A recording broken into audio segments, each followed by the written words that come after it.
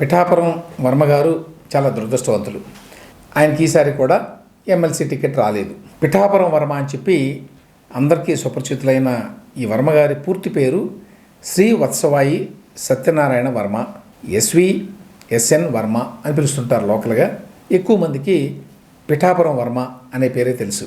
ఆయన పేరు ఎప్పుడు పాపులర్ అయింది అంటే మొన్నటి ఎన్నికల్లో, అంటే 2024 ఎన్నికల్లో పవన్ కళ్యాణ్ గారు పిఠాపురం నుంచి పోటీ చేస్తున్నాను అని ప్రకటించినప్పుడు పొత్తు కుదిరింది కాబట్టి పవన్ కళ్యాణ్ గారు పిఠాపురం చూజ్ చేసుకున్నారు కాబట్టి అక్కడ టీడీపీ అభ్యర్థి ఉండేటువంటి అవకాశం లేదు. అప్పటికే టీడీపీ క్యాండిడేట్గా వర్మగారి పేరు ఖాయం అని చెప్పి అందరూ అనుకున్నారు. ఎందుకంటే గతంలో ఆయనకి పిఠాపురంలో బాగానే హోల్డ్ ఉంది అని చెప్పి ప్రూవ్ అయింది. ఈ వర్మగారు 2009 ఎన్నికల్లో తొలిసారిగా టీడీపీ నుంచి పోటీ చేశారు. అప్పుడు ప్రజారాజ్యం పార్టీ వచ్చింది. ప్రజారాజ్యం పార్టీ తరఫున వంగా గీత పోటీ చేశారు. ఆవిడ చేతిలో ఓడిపోయాడు ఆయన, కానీ ఓట్లు బాగానే వచ్చినాయి. 2014 ఎన్నికల్లో వర్మ గారికి టీడీపీ టికెట్ ఇవ్వలేదు. ఆయన ఇండిపెండెంట్గా పోటీ చేశాడు. ఇండిపెండెంట్గా పోటీ చేసి కూడా వైసీపీ అభ్యర్థి పెన్నెం దొరబాబును ఓడించారు. 47,000 ఓట్ల తేడాతోటి గెలిచాడు వర్మగారు. రింగు గుర్తు ఆయన ఎన్నికల గుర్తు.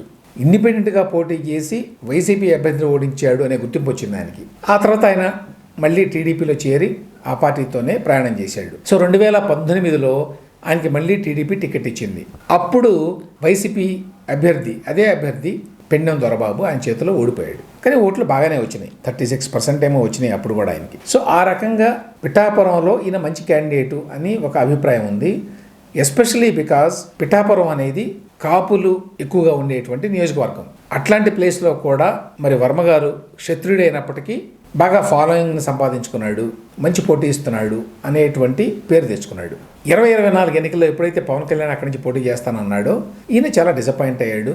తిరుగుబాటు చేయబోతున్నాను అన్నట్టుగా ప్రకటించాడు. కొంత గొడవ కూడా చేశారు నియోజకవర్గంలో. వెంటనే చంద్రబాబు నాయుడు గారు ఆయన్ని పిలిపించి సర్ది చెప్పి ఆయనకేదో ఫ్యూచర్లో ఆఫర్ చేస్తాను, మంచి పదవి ఇస్తాను అని చెప్పి ఆయన్ని గొడవ చేయకుండా ఆపాడు. అప్పట్లో ఎమ్మెల్సీ పదవి ఆఫర్ చేశారు అనే వార్తలు వచ్చినాయి. అయితే ఇప్పుడు 5 ఎమ్మెల్సీ స్థానాలు ఖాళీ అయితే ఈ వర్మగారి పేరు అందులో లేదు. దానికి కారణం ఏంటి అంటే పవన్ కళ్యాణ్ కూడా ఈ వర్మగారికి ఎమ్మెల్సీ ఇవ్వడాన్ని ఇష్టపడలేదు అనేది వార్త. ఈ మేరకైనా చంద్రబాబు నాయుడు గారితో కూడా చెప్పారు. ఎందుకంటే పిఠాపురంలో అప్పుడు 2 పవర్ సెంటర్లు అవుతాయి. ఆల్రెడీ పవన్ కళ్యాణ్ గారు అక్కడ ఎమ్మెల్యే. ఇప్పుడు ఈ వర్మ గారికి కూడా ఎమ్మెల్సీ పదవి ఇస్తే ఆయన యాక్టివిటీస్ మొదలు పెడతాడు అక్కడ. సో ఇక్కడ ఆల్టర్నేటివ్ పవర్ సెంటర్ డెవలప్ అవుతుంది. ఇదంతా న్యూసెన్స్ కాబట్టి అతనికి ఎమ్మెల్సీ పదవి ఇవ్వద్దు అని చెప్పినట్టుగా ఒక సమాచారం. సో పవన్ కళ్యాణ్ గారి అభ్యర్థనను మన్నించి చంద్రబాబు నాయుడు గారు కూడా ఈయనకి ఎమ్మెల్సీ టికెట్ ఇవ్వాల. ఈయనకి ఎమ్మెల్సీ టికెట్ ఇవ్వకపోతే టీడీపీలోనే కాదు, ఈవెన్ వైసీపీలో కూడా చాలామంది కిన్నులయ్యారు. చాలామంది కామెంట్ చేస్తున్నారు, వర్మ గారికి చంద్రబాబు నాయుడు ఎప్పట్లాగానే వెన్నుపూట పొడిచాడు, అవసరానికి ఉపయోగించుకొని దూరంగా పెట్టేశాడు లాంటివి. గమ్మత్తు ఏమిటంటే ఒకవేళ పవన్ కళ్యాణ్ మాటను కాదని ఈ వర్మ గారికి ఎమ్మెల్సీ టికెట్ ఇచ్చాడు అనుకోండి చంద్రబాబు నాయుడు గారు, అప్పుడు ఏమనేవాళ్ళు, కావాలని ఉద్దేశపూర్వకంగా పవన్ కళ్యాణ్ ఎలాకాలో ఇంకొక పవర్ సెంటర్ని క్రియేట్ చేయడానికి చంద్రబాబు నాయుడు గారు ట్రై చేస్తున్నారు. పవన్ గారికి చికాకు తెప్పించడానికి పోటీ పవర్ సెంటర్ని అక్కడ క్రియేట్ చేస్తున్నారు. ఇది చంద్రబాబు నాయుడు గారి నైజం. బయటికి మంచి మాటలు చెప్పి వెనక నుంచి ఆయన వెన్నుపోటు పొడుస్తాడు, ఇవన్నీ మాట్లాడేవాళ్ళు. ఇప్పుడు వర్మ గారికి టికెట్ ఇవ్వకుండా చంద్రబాబు నాయుడు గారు నిర్ణయం తీసుకోవడంతో మళ్ళీ రివర్స్లో క్రిటిసైజ్ చేస్తున్నారు ఆయన్ని. కానీ ఒకటి మాత్రం నిజం, ఈ పొత్తు రాజకీయాల కారణంగా టీడీపీలో చాలామందికి నష్టం జరుగుతుంది. ఎక్కడైతే జనసేన ఎమ్మెల్యేలు ఉన్నారో, బీజేపీ ఎమ్మెల్యేలు ఉన్నారో అక్కడ టీడీపీ నాయకులు ఎదగలేరు. జనసేనకి 21 మంది ఎమ్మెల్యేలు ఉన్నారు, బీజేపీకి 8 మంది ఉన్నారు. సో ఈ 29 చోట్ల కూడా టీడీపీ గ్రాడ్యువల్గా వీకెన్ అవుతుంది. ఎందుకంటే అన్ని చోట్ల కూడా ఇప్పుడు పిఠాపురంలో ఏ రకమైన పరిస్థితి ఉందో అదే రకమైన పరిస్థితి నెలకొంటుంది స్లోగా. సో భవిష్యత్తులో ఈ 29 సీట్లు కూడా ఆ 2 పార్టీల మధ్య ఉంటాయి. అక్కడ టీడీపీ నాయకత్వం బలంగా ఉండదు, గ్రాడ్యువల్గా బలహీనపడుతుంది. కోయలిషన్ పాలిటిక్స్ మూలంగా జరిగే నష్టం ఇది. ఈ కోయలిషన్ పాలిటిక్స్లో అనుకోకుండా కొంతమందికి చాలా మేలు కూడా జరుగుతుంది.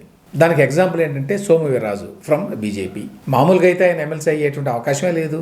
కోయలిషన్ పాలిటిక్స్ మూలంగా బీజేపీ నాయకత్వం అడిగింది కాబట్టి చంద్రబాబు నాయుడు గారు ఒక ఎమ్మెల్సీ టికెట్ ఇచ్చాడు వాళ్ళకి, బీజేపీ వాళ్ళకి. అందులో నుంచి సోము వీర్రాజు గారు ఎన్నికవుతున్నారు. అదేవిధంగా జనసేన నుంచి నాగబాబు గారు ఎంపికవుతున్నారు. ఆయన ఎమ్మెల్సీ అయిపోతాడు నేరుగా, ఆ తర్వాత వెంటనే మంత్రి కూడా అవుతాడు. మామూలుగా అయితే 21 మందే ఉన్నారు కాబట్టి ఎమ్మెల్యేలు జనసేనకి అంత ఈజీ కాదు ఎమ్మెల్సీగా ఎన్నిక అవడం, మంత్రిగా ఎంపిక కావడం అసలే కాదు. కానీ కోయలేషన్ పాలిటిక్స్లో ఉన్నారు కాబట్టి జనసేనకి అవకాశం వచ్చింది. సో ఆ రకంగా ఈ పొత్తు రాజకీయాల్లో కొన్ని పార్టీలకి కొన్నిసార్లు నష్టం, మరికొన్ని పార్టీలకి కొన్నిసార్లు లాభం. కాబట్టి భవిష్యత్తులో పొత్తు ఉన్న చోట్ల, మిత్రులు ఆల్రెడీ ఉన్న చోట్ల నేను చెప్పినటువంటి 29 స్థానాల్లో టీడీపీకి రాజకీయ నాయకత్వం క్షీణిస్తుంది. సో ఆ నియోజకవర్గాలను ముందు టీడీపీ వదిలేసుకోవాల్సిందే.